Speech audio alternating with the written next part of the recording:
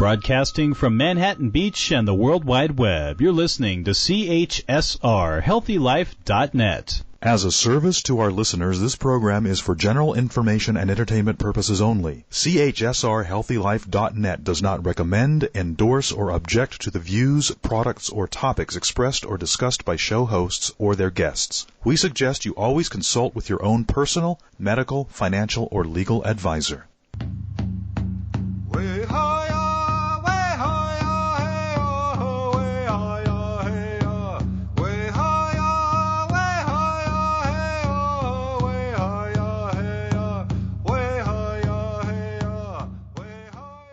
Greetings, or may I say Bojo in Potawatomi, to those joining us for today's Indigenous Perspectives show.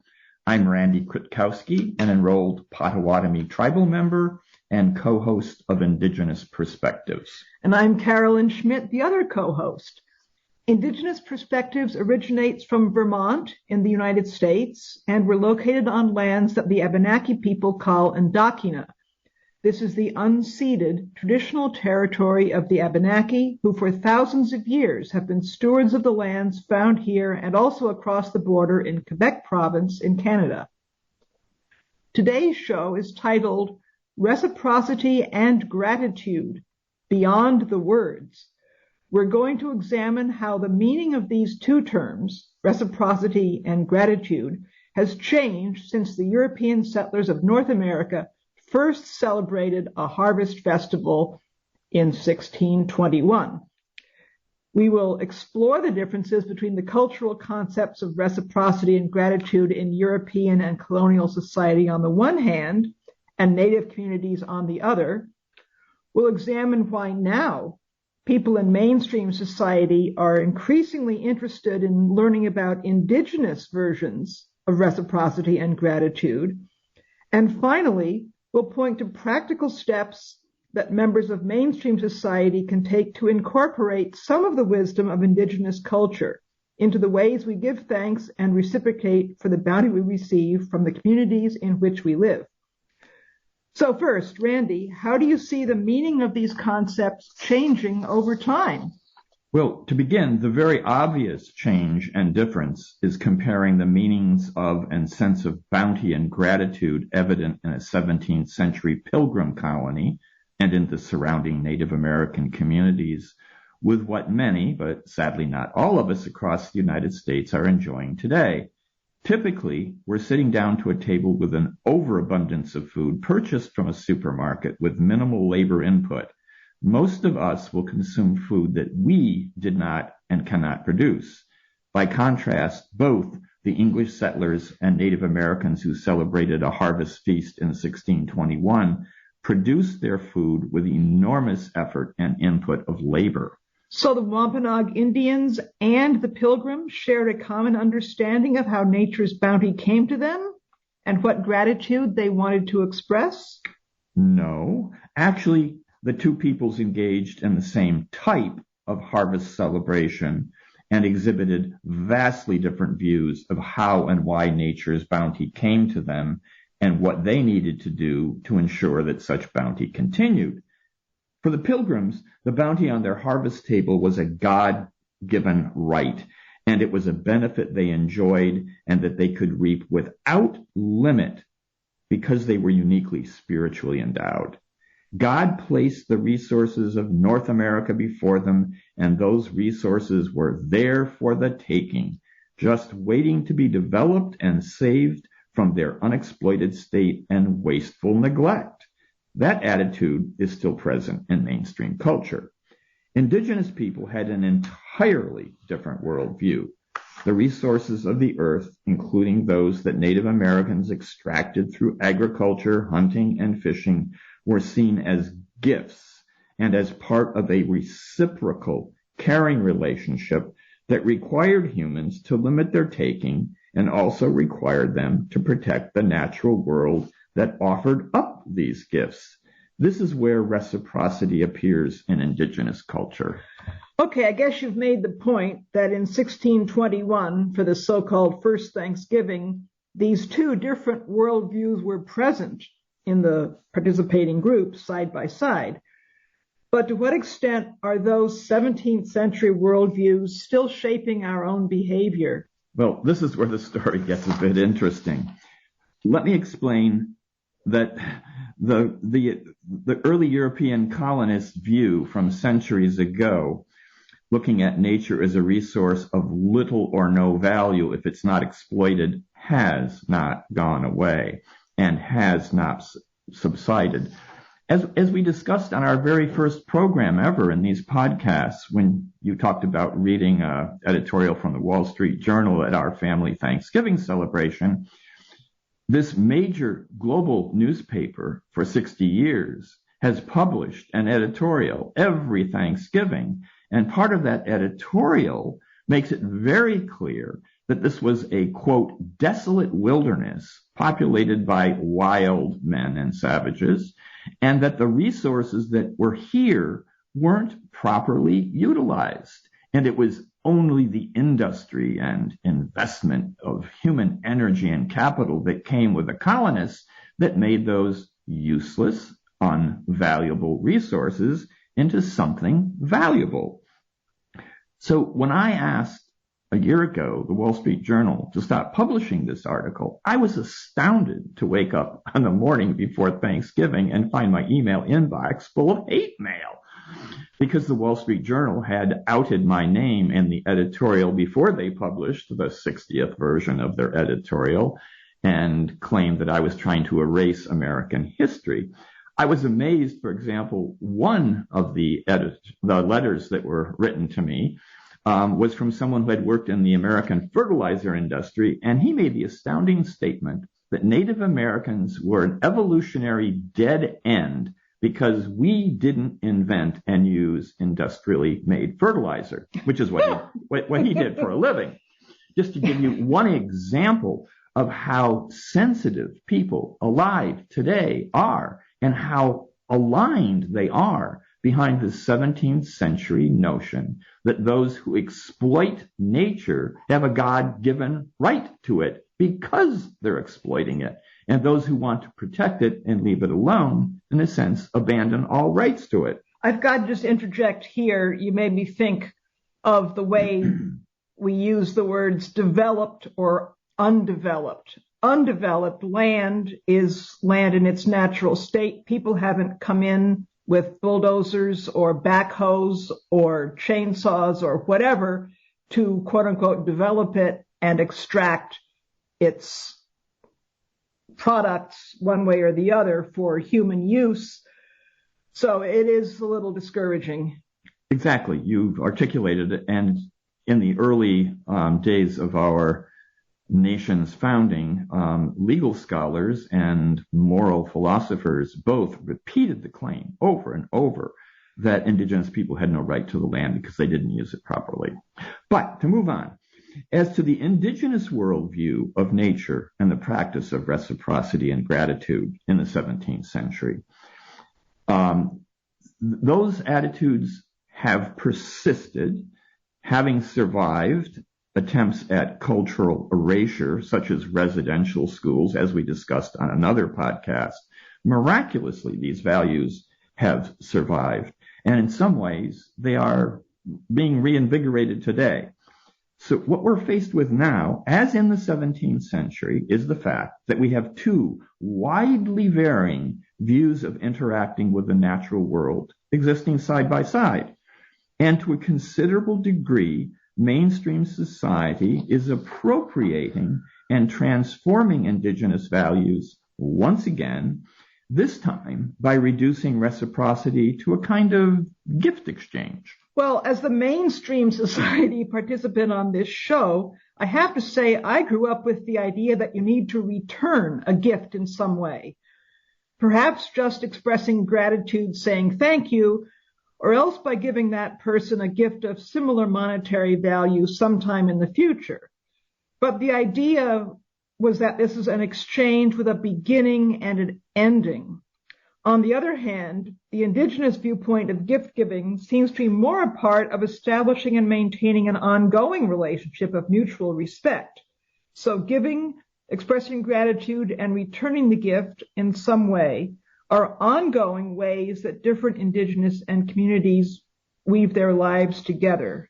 Randy, what do you think about that? Well, I think this is a point that we're going to be exploring over and over on this program from many different perspectives. And the listener may say, gee, I've heard that several times. But what we're discovering as we interact with our colleagues and as we read very learned and serious examinations of reciprocity and gratitude in the various forms of media, there's a great deal of confusion about it still. So I would like you to give an example of how this wonderful notion of gratitude has become diluted with good intentions in the mainstream.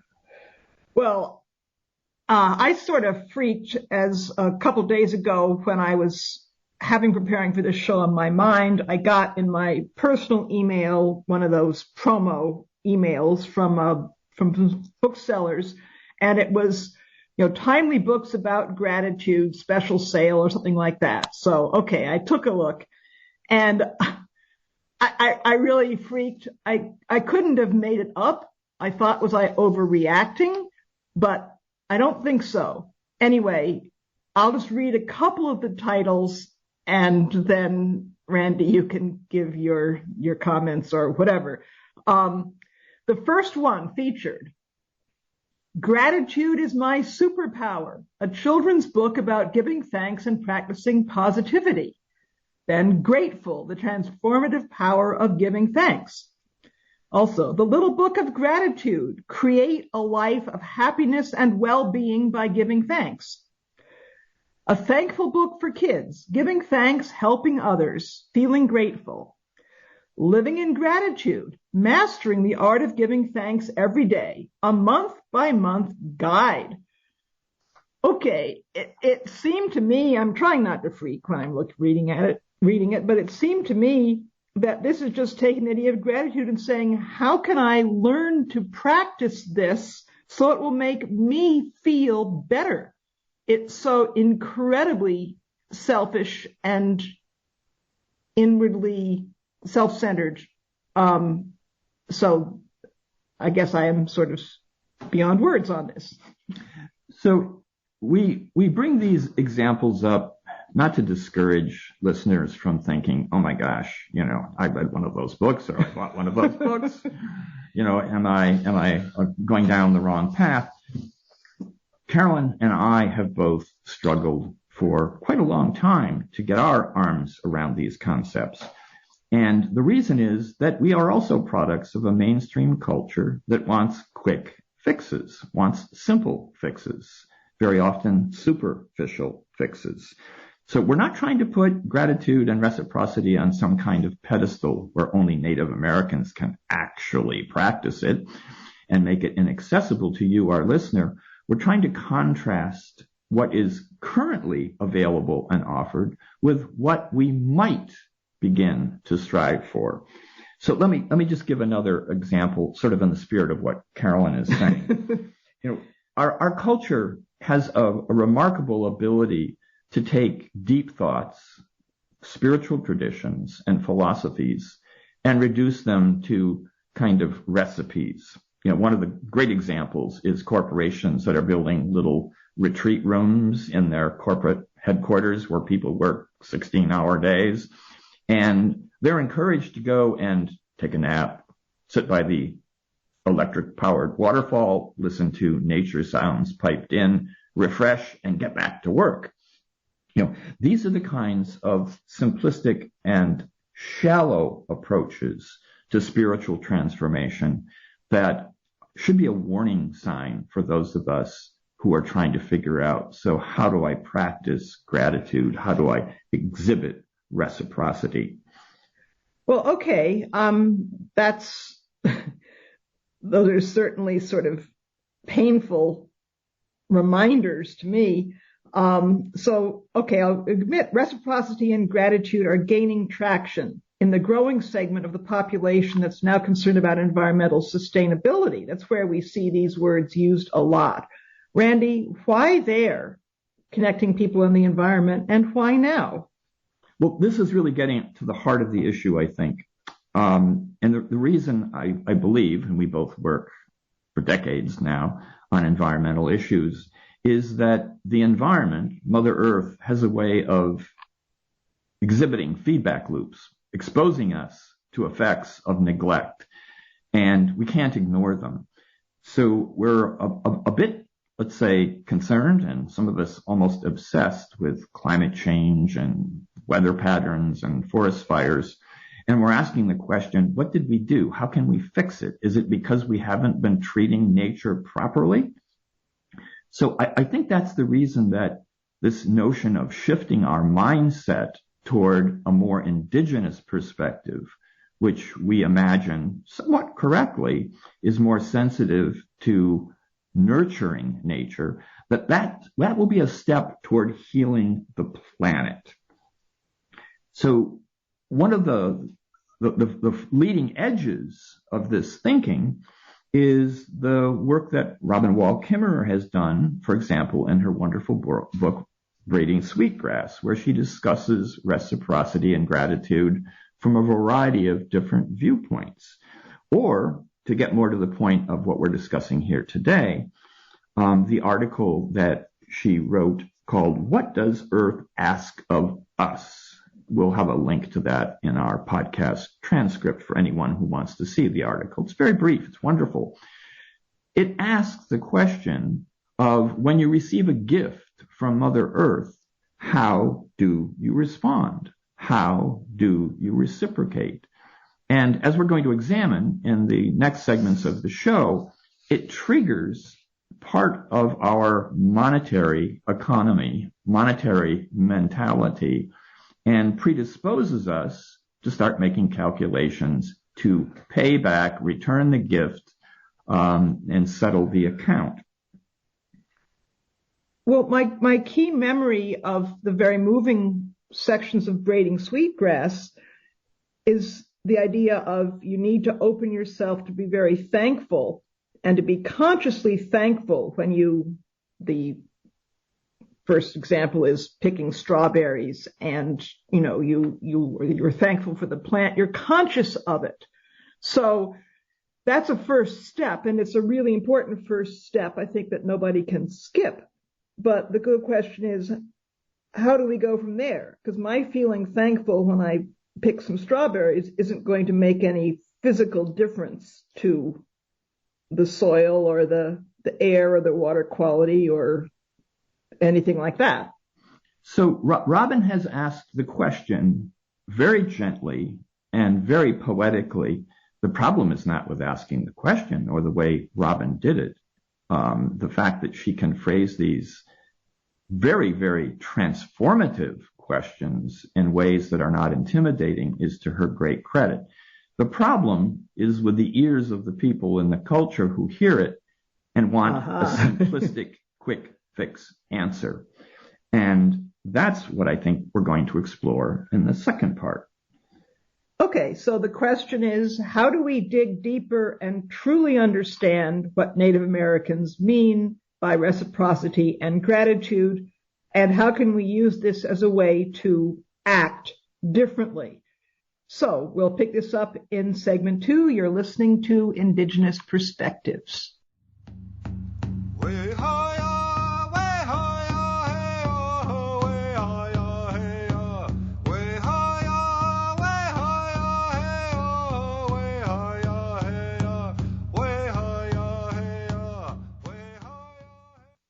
Rights for nature?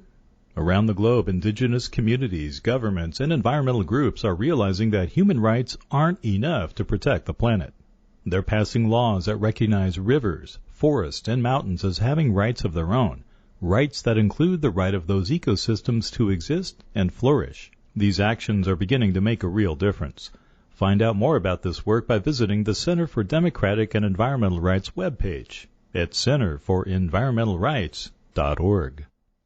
Period poverty. If you don't know what it is, you should, because you can help. 1 in 4 American women struggle to purchase menstruation products this year, resulting in missed school and even loss of income. The Native American women's nonprofit, Queck Society, cares enough to give Native American students and communities their period products, and they do it across North America. Please help women with your time, donations, or supplies to maintain their dignity and celebrate their strength during moon time. Visit quecksociety.org. That's KWEK Society.org.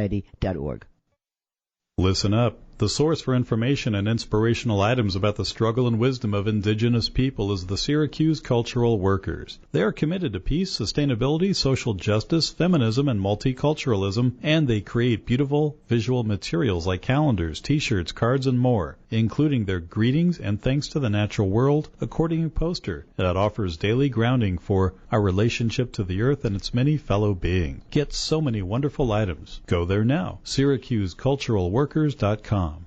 Randy Krakowski's book, Without Reservation, describes his spiritual awakening as a Native American. It's a powerful, life-changing story where Randy shares his journey into the realm of ancestral Native American connections and explores his encounters with Mother Earth. The book actually helps you how to reconnect with your ancestors to rekindle your access to ancestral wisdom and nature. Available in print, ebook, and audiobook format. Get Without Reservation by Randy Krakowski from all major booksellers. For more information, visit randykrakowski.com. Citizen Potawatomi Nation's Cultural Heritage Center, located near Shawnee, Oklahoma, features 11 immersive galleries with digital and interactive exhibits. Visitors learn about the tribe's history from origin to modern days and gain an understanding of Citizen Potawatomi oral traditions and lifeways. Admission is always free. Open Monday through Friday from 8 a.m. to 5 p.m., Saturday 10 a.m. to 3 p.m.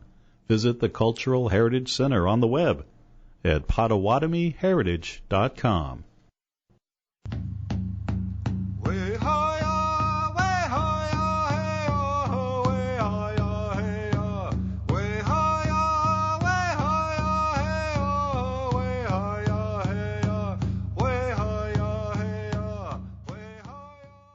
Welcome back. You're listening to Indigenous Perspectives, our show on reciprocity and gratitude. We concluded the first segment of the program by noticing that reciprocity and gratitude are now increasingly identified as values in Native American culture, and that many in the mainstream now want to incorporate those notions into our thinking and behavior.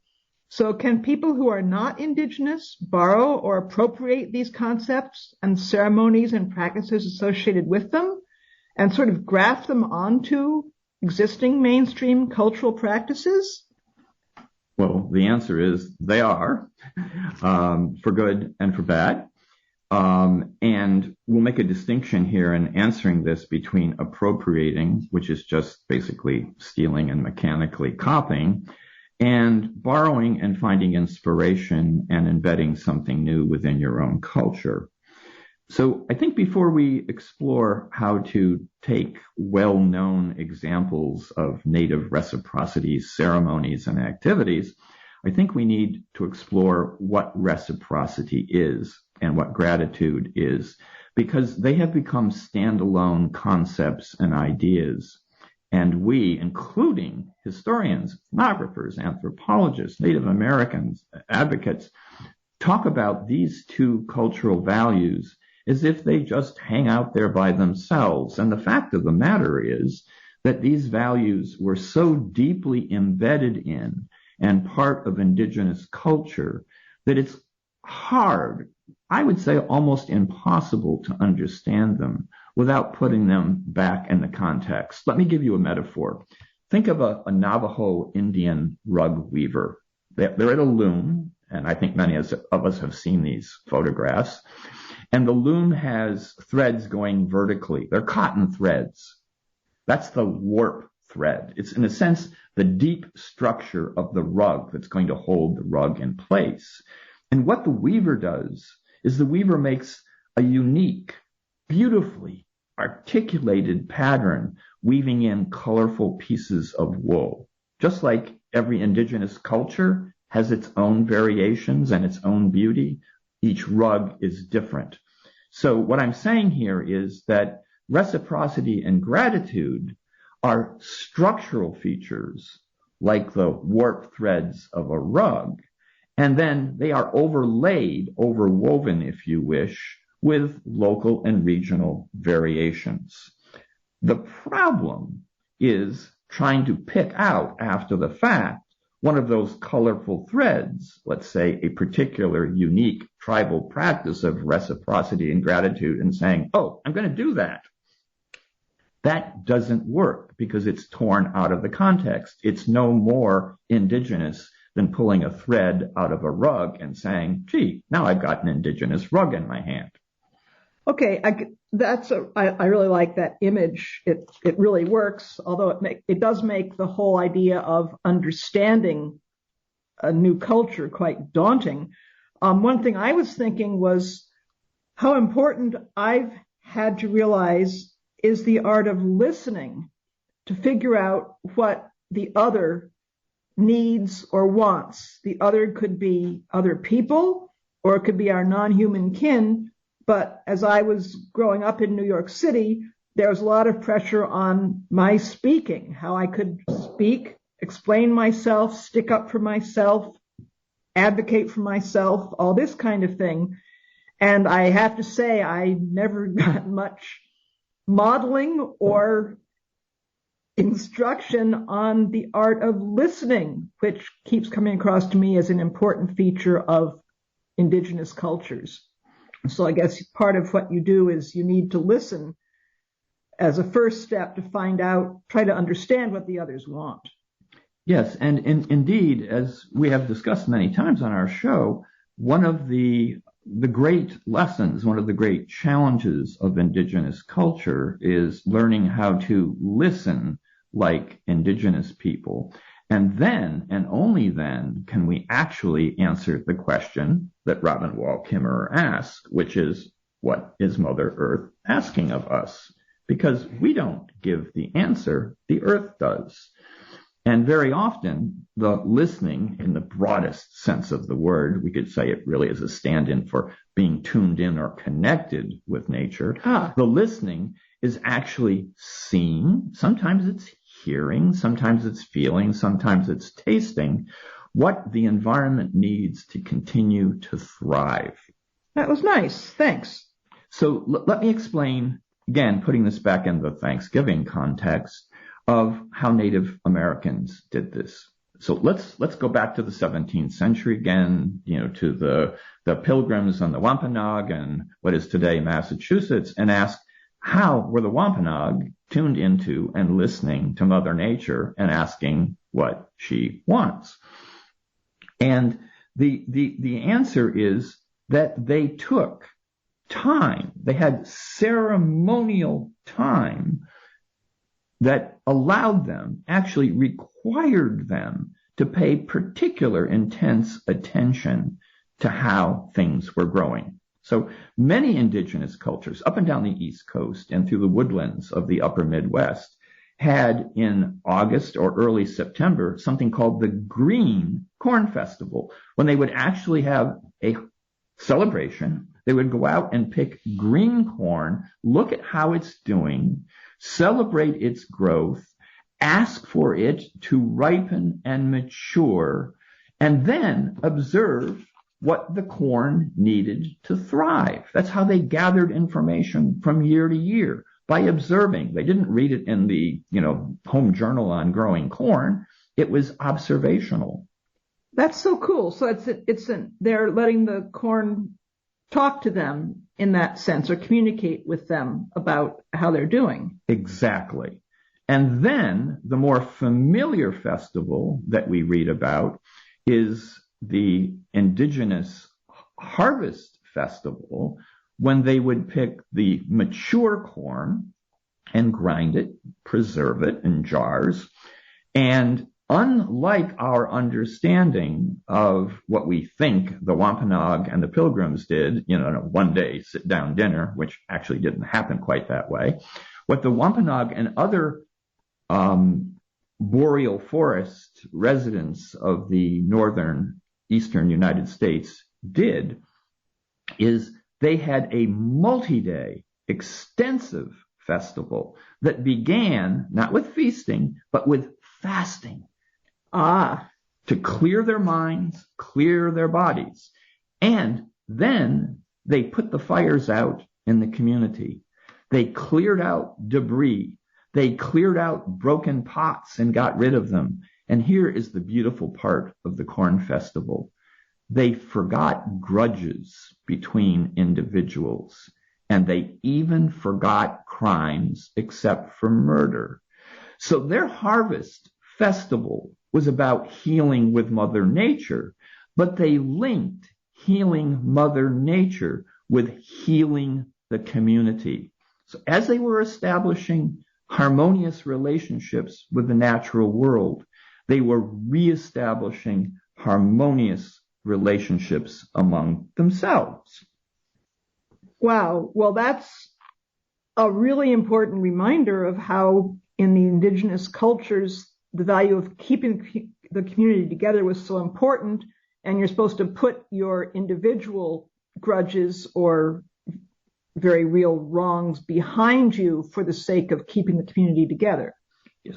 And I think we've discussed this, and I think it's really important to let the listeners know that the time spent on the task really matters. Remember, it's not the quick fix in the biofeedback room, at work that we're talking about here. We're talking about spending days expressing gratitude and practicing reciprocity. So let me give you an example. In the mainstream now, people will constantly ask me, is it okay for me to lay down tobacco when I go in the garden and pick something? And I'll say, well, it's a little bit of an appropriation because you probably didn't grow the tobacco, and no, you can't use tobacco from a cigarette. But what you're trying to do when you do that, is mimic in a very superficial way what indigenous people do. They would lay down tobacco and they would pray. They would ask for permission before they went hunting or fishing for the life of a fellow kin. And they took this very seriously. They didn't do it for 30 seconds and then go and pick the berries or pick the corn or shoot the deer. They spent an enormous amount of time trying to come into spiritual contact with these other beings, expressing their gratitude for the life or the bounty that they were about to harvest. So we need to be a little bit careful about encouraging people to run out again and do this superficial snap of the fingers version of giving gratitude and asking permission. That's not the way it works. That's not the way we learn to reconnect on a deeper level to the world around us and to the community around us. So I guess you're making the point that this has to be taken really seriously, and putting time and effort into something really is how you signal priorities. You rush through things that you're being formulaic about, or you're not really, don't really think is important. You spend the time on the things that are most important to you. So you're saying people's time in thinking about all of this is really important? Yes. So just to kind of wrap this notion up in a tidy little package, what we're talking about here when it comes to expressing gratitude toward Mother Nature or practicing reciprocity is not a simple writing of a thank you note and dismissing your obligation. What we're talking about is a deep, continual, 24/7, 365 moral imperative to stay connected and respectful. Okay, we'll keep this going for segment 3. You're listening to Indigenous Perspectives. Stay tuned.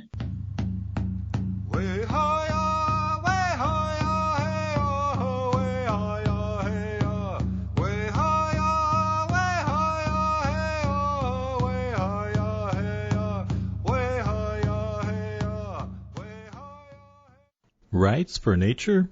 Around the globe, indigenous communities, governments, and environmental groups are realizing that human rights aren't enough to protect the planet. They're passing laws that recognize rivers, forests, and mountains as having rights of their own, rights that include the right of those ecosystems to exist and flourish. These actions are beginning to make a real difference. Find out more about this work by visiting the Center for Democratic and Environmental Rights webpage at centerforenvironmentalrights.org. Randy Krakowski's book, Without Reservation, describes his spiritual awakening as a Native American. It's a powerful, life-changing story where Randy shares his journey into the realm of ancestral Native American connections and explores his encounters with Mother Earth. The book actually helps you how to reconnect with your ancestors to rekindle your access to ancestral wisdom and nature. Available in print, ebook, and audiobook format. Get Without Reservation by Randy Krakowski from all major booksellers. For more information, visit randykrakowski.com. Located near Shawnee, Oklahoma, Citizen Potawatomi Nation is Potawatomi County's largest employer with a rich history and culture as a sovereign Native nation. Learn more about CPN by visiting its website, which includes information on services for members, tribal enterprises, government and constitution, the newspaper, and much more. All at Potawatomi.org. That's Potawatomi.org. Period poverty. If you don't know what it is, you should, because you can help. 1 in 4 American women struggle to purchase menstruation products this year, resulting in missed school and even loss of income. The Native American women's nonprofit, Queck Society, cares enough to give Native American students and communities their period products, and they do it across North America. Please help women with your time, donations, or supplies to maintain their dignity and celebrate their strength during moon time. Visit quecksociety.org. That's KWEK Society.org. Don't get angry. Anger is a negative emotion that suppresses your immune system that may cause health problems. Make a positive difference by working together to protect and support your family, friends, and community. Take a break from the dark side. Uplifting and enlightening. Listen to the positive side of podcasts. hrnradio.com.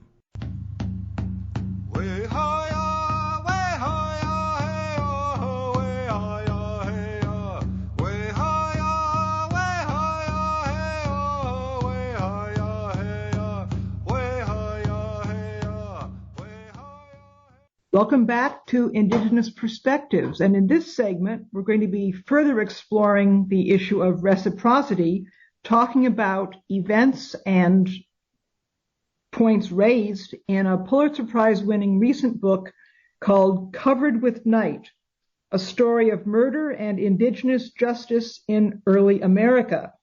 It's by Nicole Eustace, and it's an incredibly rich book detailing a specific event and its consequences, cascading consequences, putting it in the context of the life of Europeans and Indians in Pennsylvania in 1722. That's 100 years after the first Thanksgiving. So, Randy, why don't you start us off with what you've gotten on these themes from this book? Well, first of all, a century after the contrast that we made of different worldviews appearing at the quote-unquote Thanksgiving table in 1621, the same conflicts and tensions, but also opportunities to bridge gaps between cultures still persist. And this story of what happened in what was going to be Pennsylvania. This was on the frontier of what was Pennsylvania at the time. The story reveals how deeply embedded reciprocity is, as we said in the previous segment, and the very fundamental structures, the warp threads, if you wish, of Indigenous society. And the book begins by making the point that both colonists and Indigenous people understood that initially, that they had equal power relationships, especially at the frontier between the two. The white settlers hadn't yet dominated the frontier. So things went relatively harmoniously at the frontier with respectful trading because the Europeans engaged in reciprocal, respectful acts with their Indigenous partners, which made the natives feel that they could trust doing business with the colonists.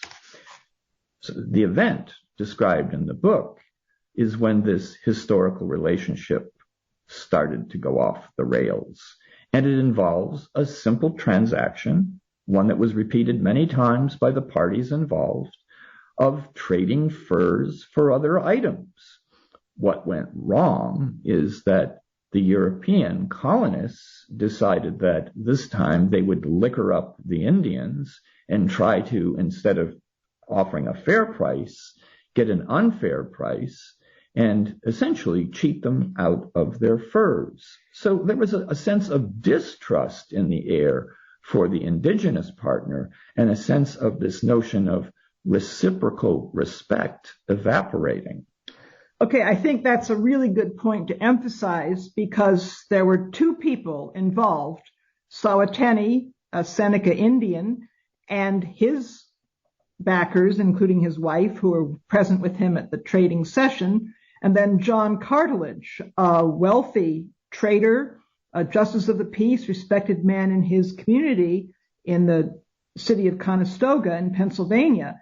And these people had engaged with each other before. So for whatever reason, John Cartledge decides he's going to try to do this one on the cheap. And as Randy said, this broke the reciprocity between the two of them. They come to blows, and Cartledge kills Sawateni. So that's the specific event. So instead of being what had been the case for more than a century of trade between these two cultures, we suddenly have the European trying to engage in a gotcha, got it cheap deal. And that fracturing of distrust not only resulted in a murder, it sent shockwaves through the colonies. Yeah, the reason that Nicole Eustace was able to put together this meticulous book with the recreations is a lot of documents were preserved because it ended up being a significant inquest, trial, involved the governor of Pennsylvania and everything else, as the Pennsylvanians, the settlers, are trying desperately to avoid warfare with the indigenous population, and as the indigenous people are trying to reestablish good relationships with the Europeans with whom they valued living harmoniously and making money, buying and selling various things. So the overriding concept here is harmony. And to some degree, I think we should be using the word harmony with equal balance or equal weight when we use the word reciprocity, because for Native Americans, reciprocity was about harmony with nature, but equally importantly, it was about harmonious relations, as Carolyn just said, with all our kin, human and non. So the story unfolds and takes an unusual, surprising twist when the colonists feel that the way to bring about and restore harmonious relations is to try the person accused of murder for murder and then execute him because it's a capital crime. And Carolyn, what happens? Okay, well, the Europeans, they do a full court press to try to mollify the Indians, not just the local Pennsylvania Indians, but the fact that Sawateni as a Seneca is a member of the Haudenosaunee Confederation, the Iroquois Confederation. At that point, very numerically and militarily serious threat to the British colonists, and they're trying really hard to avoid warfare. So there's this big trial, arrest the guy, take him to Philadelphia, jail him, threaten him with the death penalty. And the Europeans were not listening to the indigenous people testifying at the trials, trying to give their point of view of what they want.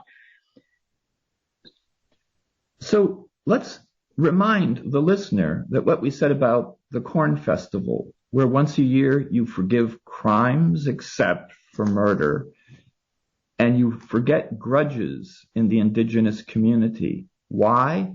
Because the ultimate mandate in an indigenous community is to maintain emotional and social stability.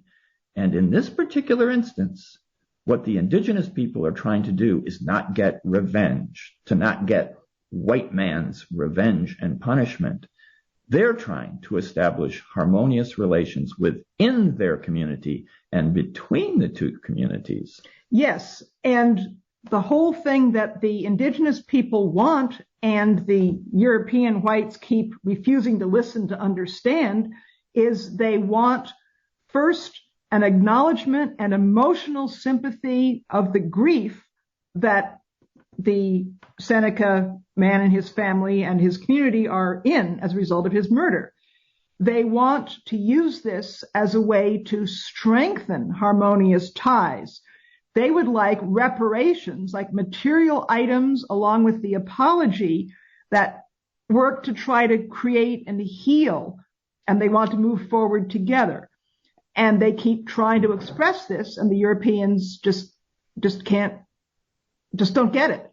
So to sum up this little teaser of a story that everyone really should read about, what this is an example in the evolution of relations in early colonial America that exposed the gap and the contrast between the notion of community and harmonious living that existed between the Europeans and the indigenous people. And I have to say, I think for you and for me, as much as we've read tales of life in indigenous communities, this is the first time I ever feel like I've climbed inside of the mentality and the emotional structure of these people and understood it from the inside out. Nicely said, Randy. And we'll be back with segment 4 of this section of Indigenous Perspectives. Stay tuned.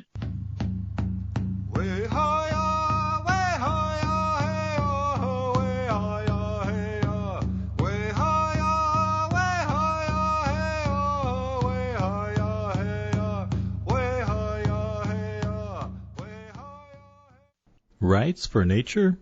Around the globe, indigenous communities, governments, and environmental groups are realizing that human rights aren't enough to protect the planet.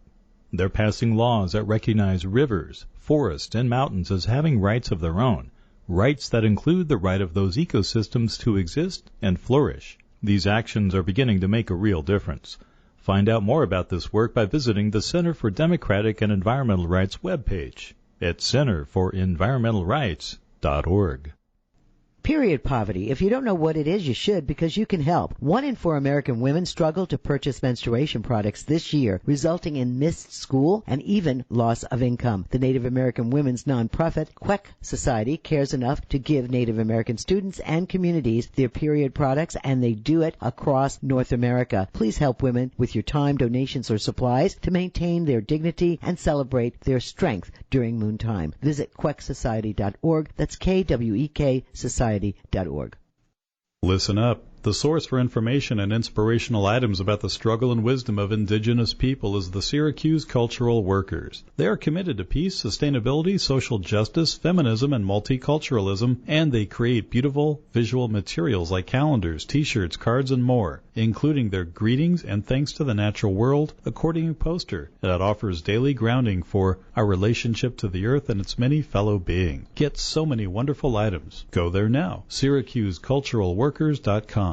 Randy Krakowski's book, Without Reservation, describes his spiritual awakening as a Native American. It's a powerful, life-changing story where Randy shares his journey into the realm of ancestral Native American connections and explores his encounters with Mother Earth. The book actually helps you how to reconnect with your ancestors to rekindle your access to ancestral wisdom and nature. Available in print, ebook, and audiobook format. Get Without Reservation by Randy Krakowski from all major booksellers. For more information, visit randykrakowski.com. Citizen Potawatomi Nation's Cultural Heritage Center, located near Shawnee, Oklahoma, features 11 immersive galleries with digital and interactive exhibits. Visitors learn about the tribe's history from origin to modern days and gain an understanding of Citizen Potawatomi oral traditions and lifeways. Admission is always free. Open Monday through Friday from 8 a.m. to 5 p.m., Saturday 10 a.m. to 3 p.m. Visit the Cultural Heritage Center on the web at PotawatomiHeritage.com. Where positive people and radio unite. HealthyLife.net.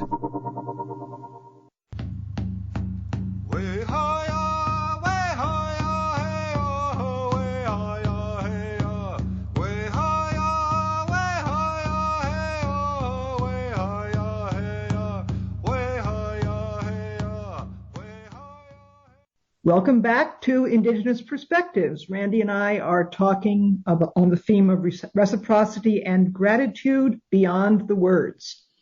So in the last segment, we took you back to a historical moment in history to try to illustrate the breadth and depth of how reciprocity and gratitude were to be expressed in Indigenous society and by Indigenous people, and by extension, their expectations that others would engage in a similar manner with them.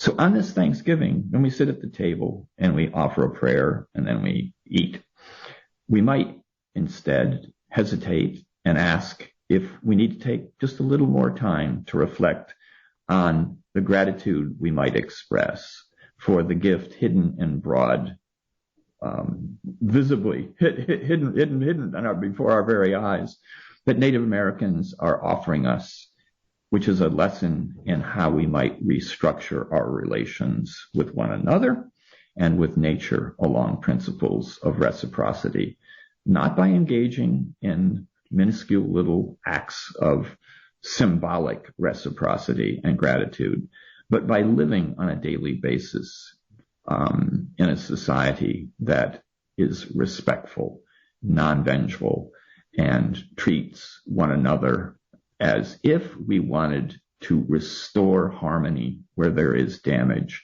restore amicable relations where damage has been done. What we're talking about in this show is not just rethinking our relationship to nature. What we're talking about in this show is rethinking our relations with one another. I think also just want to mention an important part of this to me is the idea of take a step for healing, because you want to keep building relationships and not cutting them off. So you don't just think, well, I did something wrong or I did something hurtful or I did damage. You think, how can you listen to and understand the concerns of the person or the non-human kin or the landscape, whatever it is, and then how can you start making efforts to resume a better relationship, to bridge the gaps, to make amends, make reparations, part of a healing process.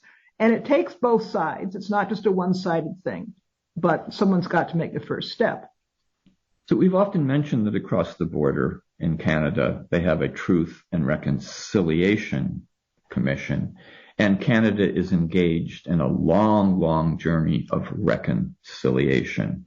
That involves reciprocity. Reciprocity is sometimes acknowledging that something went wrong. Reciprocity is sometimes restoration. Sometimes it is financial payments and compensation. But we're a long, long, long way on this side of the border and in much of the world in dealing with Indigenous people in truly respectful, reciprocal relations. And by extension, we're a long, long way from dealing with Mother Earth in truly respectful, reciprocal relations. Maybe that's the message we need to take away from this Thanksgiving dinner. Well, to me also, another meaning of beyond the words is to say that I'm feeling more and more strongly it's not enough just to give the words, I'm sorry, or the words of I want to do better. It's how you follow it up with actions that are going to take something out of you, whether it's money or time or emotional effort or whatever it happens to be, because you can't just make a wrong better by verbal apologies. You have to lose something yourself, give up something yourself to indicate how important it is. And that was a message that the Sawateni's Indian friends and colleagues and community were trying without success to get across to the Europeans. They didn't want more damage. They didn't want revenge. They wanted healing efforts, and they wanted this tangible acknowledgement from the Europeans that the Europeans took it seriously. So again, to repeat, as we said at the beginning, we're not trying to put reciprocity and gratitude out of the reach of those in the mainstream. And we're not talking about some kind of deep revolutionary change in American society. What we're calling for is an examination of how we might begin the journey of rethinking our relations with all of our kin, including Mother Nature. Randy, very nicely said. Thank you. I want to thank listeners for tuning in. I hope that you will take time to give yourselves some space to reconnect with your roots in Mother Earth and with your ancestral roots. Before your busy day distracts you from this moment, I encourage you to take a few minutes to reach out and feel the presence of living flora and fauna, and perhaps even that of your ancestors. Allow yourself to touch their presence, capture that moment, and hold on to it. And if you will, write to me and let me know about your experience. I can be contacted through my website at randykwiatkowski.com, where you can also find transcripts and supplemental materials for all Indigenous Perspective shows, including today's. And again, I say, miigwech, thank you for being a listener. Miigwech.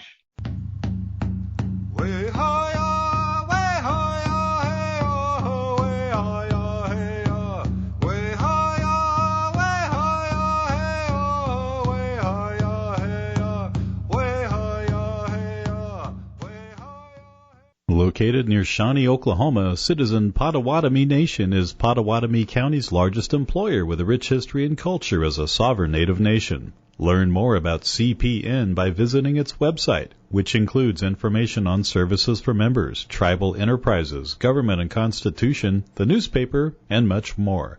All at Potawatomi.org. That's Potawatomi.org. Randy Krakowski's book, Without Reservation, describes his spiritual awakening as a Native American. It's a powerful, life-changing story where Randy shares his journey into the realm of ancestral Native American connections and explores his encounters with Mother Earth. The book actually helps you how to reconnect with your ancestors to rekindle your access to ancestral wisdom and nature. Available in print, ebook, and audiobook format. Get Without Reservation by Randy Krakowski from all major booksellers. For more information, visit randykrakowski.com.